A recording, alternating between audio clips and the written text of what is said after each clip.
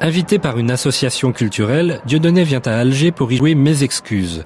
Comme toujours, avant un spectacle, il tient une conférence de presse. Dans la salle, un envoyé spécial du site internet français Proche-Orient Info, qui est tout sauf une agence de presse officielle, lance rapidement une dépêche sur laquelle se trouve une fausse citation de Dieudonné. La Shoah est une pornographie mémorielle. Aussitôt, sans appliquer le b.a.-ba journalistique de la double vérification de l'information, auprès du principal intéressé par exemple, des journaux se ruent sur l'information.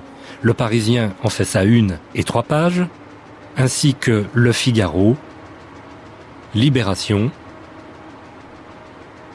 jusqu'à l'étranger, comme ici le Matin de Lausanne, en Suisse. Une fois le mal fait, le site Proche-Orient Info se permet d'aller jusqu'à une falsification en contravention totale avec toutes les règles déontologiques. La preuve. Page de gauche, la première dépêche datée du 17 février 2005 à 16h16. La Shoah est une pornographie mémorielle.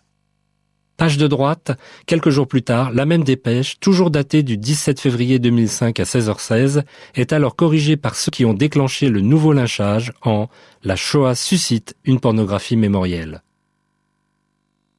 Même falsification sur la deuxième page de cette dépêche. Page de gauche, pornographie mémorielle, ainsi qualifie-t-il la Shoah.